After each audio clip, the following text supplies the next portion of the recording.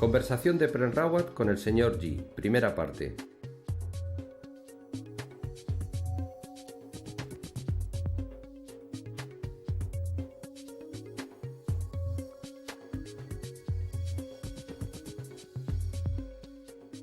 Prem Rawat en Londres, Reino Unido.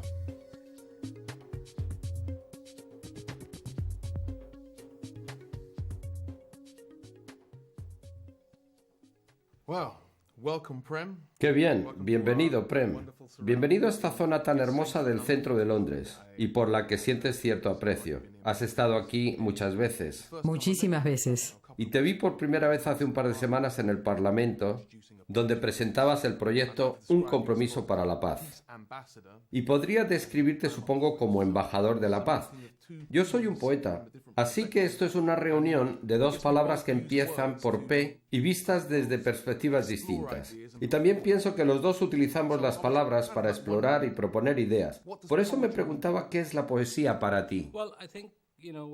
Bueno, creo que tanto si lo expresas con palabras como por otro medio artístico, la fuerza principal impulsora es realmente lo que proviene de tu interior. Sí. Tanto si lo expresas a través de la poesía, en una canción, con música o como por otro medio, lo importante es el núcleo. Y entender eso. ¿Es el núcleo el odio o la dignidad del ser humano? ¿Es la búsqueda de la paz? ¿Nace de la comprensión? ¿O surge de todo lo demás en lo que nos metemos en el mundo? Se podría decir, simplificando, que es lo negativo. Pero no creo que sea así de simple definirlo. De forma apresurada. Tan claro y conciso, sin más. Sí. Porque las personas están en el punto en que están y tienen su propia manera de ver y percibir. Y cuando entiendes eso, yo he hablado mucho sobre la paz. Y si lo que dices no parte del respeto por la paz y de la comprensión fundamental de qué es la paz, si no está claro que expresarás algo confuso. Correcto. Es como estirar la mano hacia el cielo e intentar extraer algo bonito. Pero ¿cuántas personas tienen una comprensión profunda de las cosas? Lo digo porque lo que encuentro fascinante es la poesía y el arte, cuando se trata de explorar.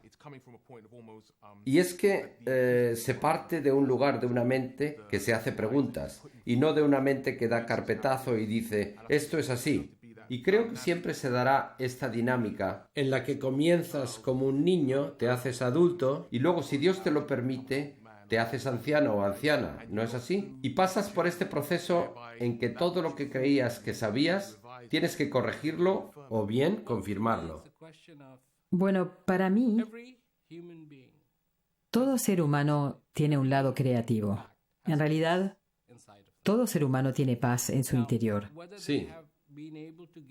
Ahora bien, que hayas conseguido sentir esa paz o no, es otro tema. A veces nos quedamos atrapados en lo que se siente cuando hablas ante 200.000 personas. Y a algunos les puede parecer fascinante esto. Sí. Pero he comprobado que aquello que más practiques en la vida es lo que mejor dominarás. Y te contaré una historia acerca de esto. Sí. Es un cuento divertido sobre un tipo que solía ir de pueblo en pueblo, de ciudad en ciudad,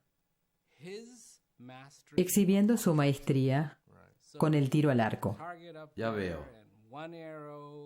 Colocaba el blanco, tiraba una flecha y luego con la segunda partía en dos la primera. Era buenísimo, la gente se acercaba, le aplaudía y él se sentía muy orgulloso. Un día pasó también por ahí un viajero como él que vendía aceite. Era otra época. Así que llevaba una vasija de barro delante y otra detrás llena de aceite colgando de un gran palo de bambú en el que también llevaba muchas botellas vacías atrás. Llegó al lugar y se sentó a ver la exhibición del arquero, esperando poder vender su aceite. Sí. Así que sale el arquero, dispara la flecha y todo el mundo le aplaude. Y el vendedor de aceite desde la parte de atrás dice: «Bah, es solo cuestión de práctica». El arquero lo oye, se molesta un poco, pero decide ignorarlo. Y continúa, todo el mundo aplaude, y de repente otra vez: «Bah, es solo cuestión de práctica, nada más». Al terminar la exhibición, el arquero está muy enojado. Muy molesto, porque ahora que tiene la ocasión de ser reconocido, se oye la voz que dice: «Bah, eso no es nada, es solo una cuestión de práctica». Así que al final de la exhibición fue a buscar al hombre que estaba sentado con sus 2 vasijas de barro llenas de aceite y le dice: «Oye, ¿qué pasa contigo? Mira, soy un fenómeno en el tiro al arco. Y tú no dejas de decir: bah, es solo cuestión de práctica, solo cuestión de práctica. ¿Qué te pasa?». Y el vendedor contesta: «Te voy a mostrar a qué me refiero». Así que pone una botella en el suelo, toma una moneda antigua, de las que tenían un agujero en el centro, y la coloca sobre la botella. Levanta una enorme vasija llena de aceite y empieza a vertirla a través de la moneda. En la botella. Dentro de la botella y sin derramar ni una gota. Y le dice: «¿Lo ves? Tú practicas con el arco y eres experto. Yo practico esto y también lo soy. ¿Te atreverías a hacerlo tú?».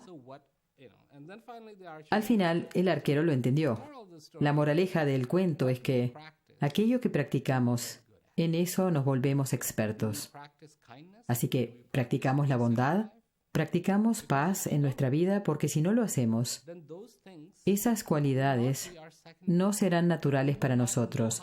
No sabremos cómo sentirlas. Sí. Practicamos la bondad, practicamos la comprensión, practicamos esas cosas sencillas que consideramos muy importantes, aunque solo sea para mantener en su sitio el tejido social, para mantenerlo compacto, porque como sociedad necesitamos ciertos elementos, no las guerras. Las guerras son muy anti-vida, sin embargo, las practicamos muchísimo. Bien, entonces hablemos de la guerra y de la paz. ¿No crees que hay una faceta belicosa en el hombre? ¿De dónde proviene eso? ¿De dónde viene esto? Sí, esta idea de que... Esa idea aparece por lo que vemos. Bueno, y si uno ve o ha estado viendo algo durante muchísimo tiempo, ¿eso hace que esté bien? Ni correcto ni incorrecto. Esto es subjetivo. Porque los que hacen la guerra no es porque piensen que estén equivocados, lo hacen porque creen que tienen la razón. Voy a contarte otra historia. Un día se encontraron 2 ranas. Una vivía en un pequeño pozo de agua y se encontró con una rana que venía de un lago muy grande. Empezaron a conversar. ¿De dónde vienes? ¿De dónde eres? Una dijo: «Soy de un gran lago». Y la otra dijo: «Bueno, yo soy de un pozo de agua que no está muy lejos de aquí». Bueno, eso es muy interesante. ¿Es tu lago tan grande como mi pozo? Le contesta: «Bueno, creo que sí». «Bueno, vamos a comprobarlo». Y se la lleva al pozo, donde nada en un pequeño círculo, y le dice: «¿Es tu lago así de grande?». Y la rana del lago le dice: «No, es un poco más grande». Hace un círculo mayor. ¿Es así de grande? No, es aún más grande. Finalmente, la rana del pozo de agua nada todo alrededor de ese pozo y le dice, ¿es así de grande? No, es aún más grande. Esto es lo más grande que hay y punto. Nunca he visto nada más grande que mi pozo de agua. Parece haber una gran aceptación entre los seres humanos de que luchar es algo natural, que pelear es algo normal y común. Sí, los seres humanos han estado peleando durante muchísimo tiempo. Sí. Hubo un científico que fue a África porque otros científicos que le precedieron vieron unos cráneos muy antiguos con agujeros y pensaron, esto es de los martillos y todo eso. Sí, los hombres han estado peleando durante mucho tiempo. Él investigó un poco más y averiguó que los agujeros no eran de los martillos, sino que eran marcas de dientes de animales. Claro, de animales. Así que de algún modo hemos usado nuestra fuerza mental, que yo llamo caballos de fuerza mental, para justificar las guerras. Yo voy por ahí invitando a la gente a utilizar esa fuerza mental para justificar la paz. Porque eso es lo que necesitamos hacer. Tener una conversación sobre la paz, no descartarlo con la excusa de, sí, pero el ser humano ha estado peleando desde hace mucho tiempo. Eso no implica que esté bien. El concepto de lo bueno y lo malo, como dije antes, es cuestionable porque evidentemente estoy de acuerdo con todo lo que dices. Y la razón y origen de lo que digo es la forma de arte que practico, la poesía. Y los poetas que más admiro son los que hablan de la paz. Pero los veo como que intentan corregir un modo de pensar que lleva al hombre a la decadencia. Una parte de mí puede comprender la decadencia del hombre porque al igual que admiro las palabras hermosas y maravillosas que me motivarían a acercarme a la paz, hay una parte de mí que se siente atraído por las ideas que me llevan hacia la guerra. Y creo que la batalla que lucha el hombre a lo largo de su vida desde la cuna a la tumba es esa, la lucha entre las dos fuerzas opuestas. A veces gana la paz, otras la guerra. Es como una constante lucha de su alma. Cuando tú expresas tu poesía, o yo expreso lo que tengo que expresar sobre la paz, en realidad, todo lo que estamos utilizando es un medio de expresión para evocar lo que ya existe. Sí. Y así es como funciona. Voy a leerte algo. Es un correo electrónico que me envió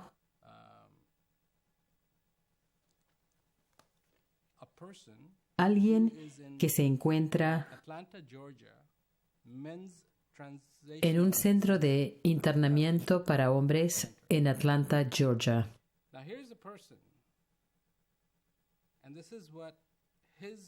Y estas son sus reflexiones luego de completar el programa de educación para la paz. Comprendo. Cada día ignoramos el hecho de que tenemos el poder de escribir nuestra propia historia.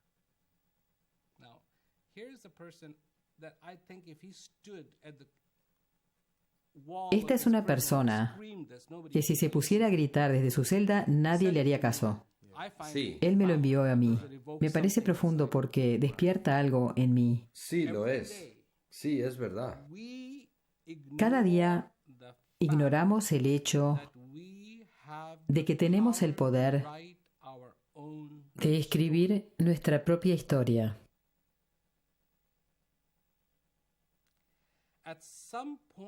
En algún momento, uno renuncia a esa capacidad.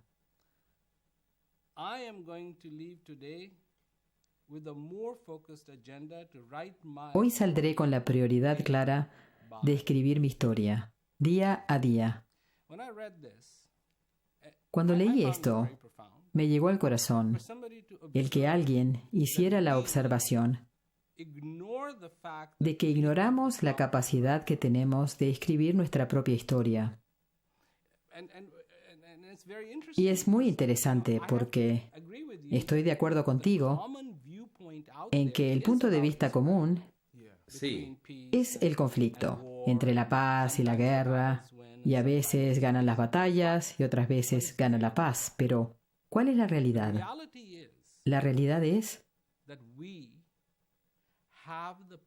que tenemos el poder de escribir nuestra propia historia.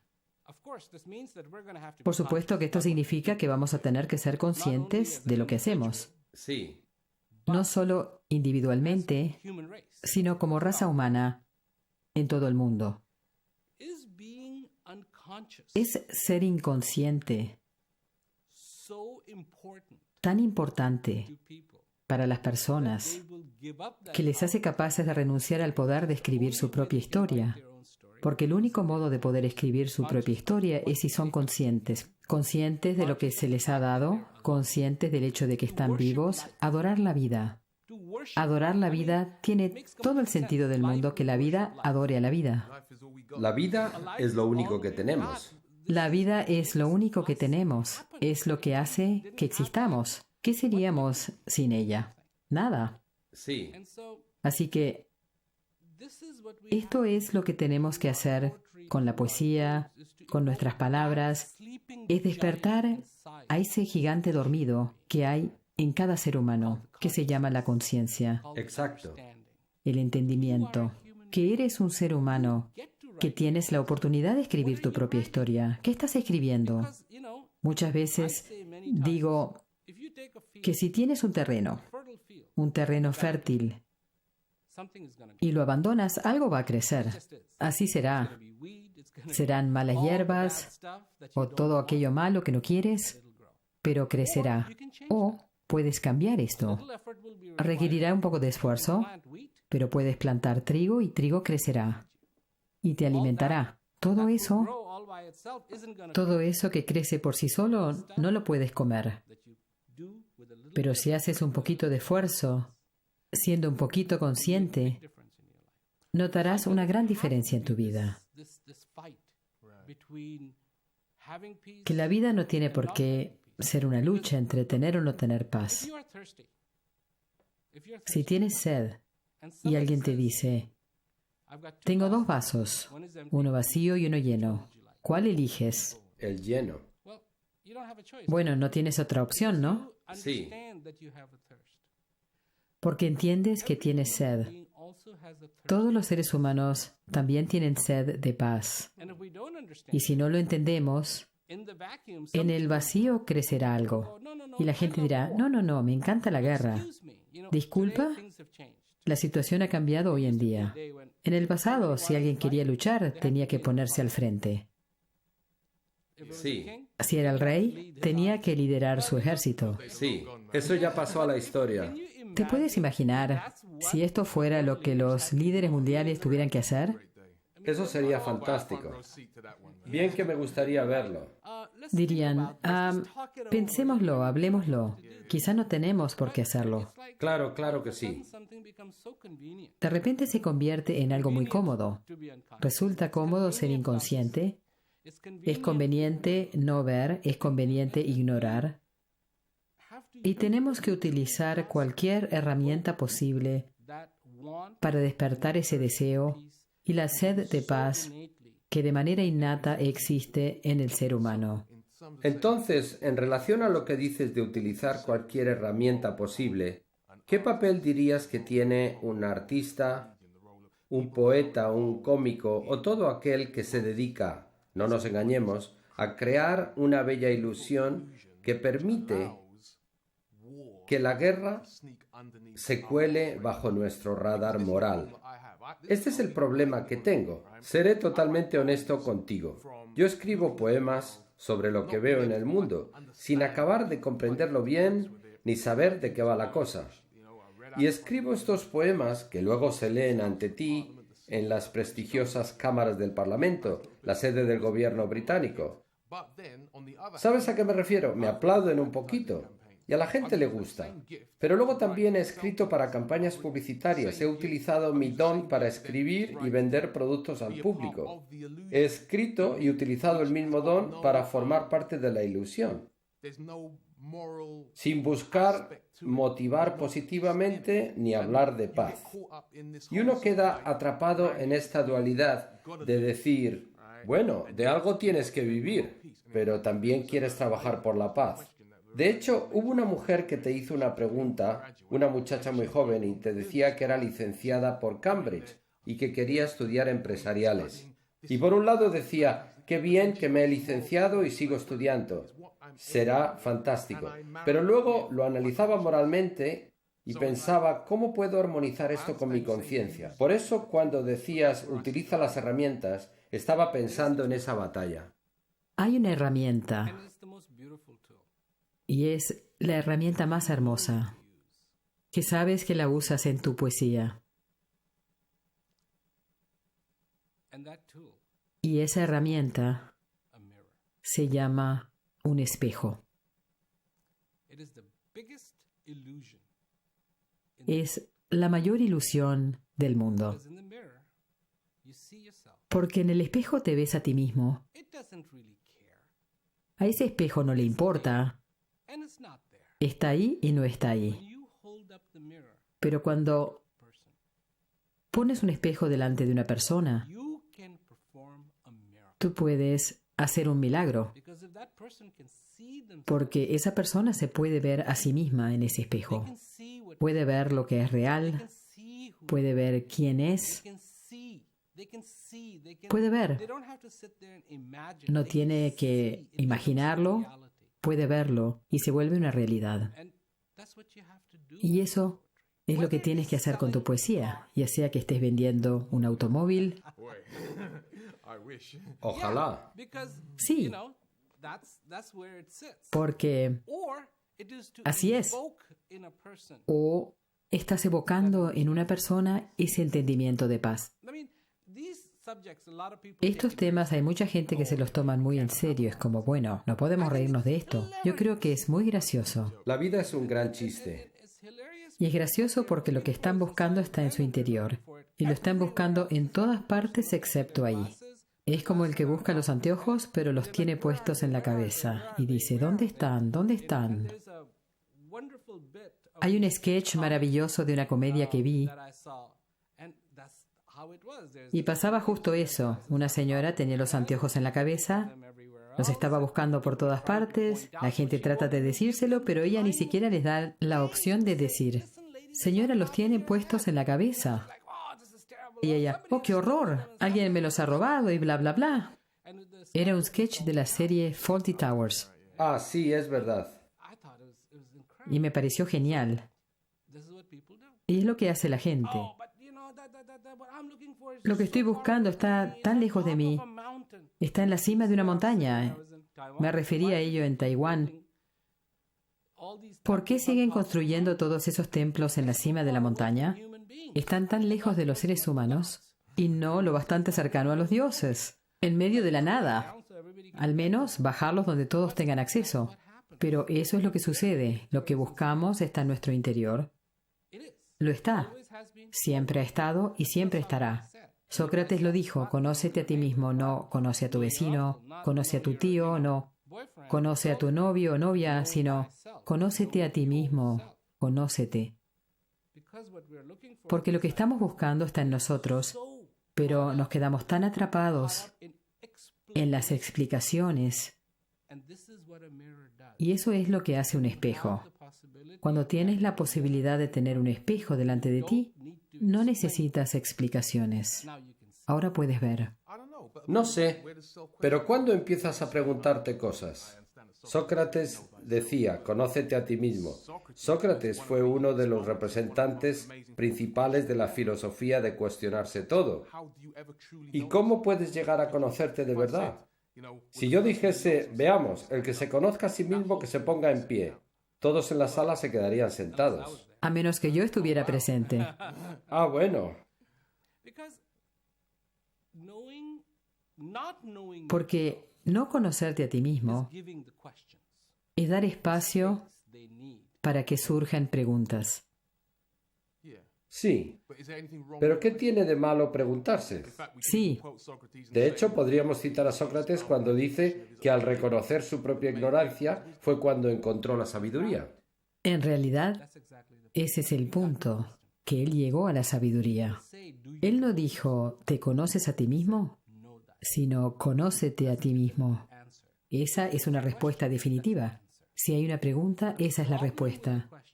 Solo hay un problema con las preguntas. Las preguntas por sí solas son una herramienta muy poderosa, siempre y cuando te lleven a la respuesta. Si no lo hacen, es como un perro persiguiendo su cola. Ya no es una herramienta poderosa. Es como estar tirado en la cama y preguntándote, ¿serán las 7:30? ¿No tienes reloj ni pulsera? ¿No tienes manera de saber la hora? Estás ahí en la cama preguntándote, ¿son ya las 7:30? Y no hay nadie en casa excepto tú. Cierto.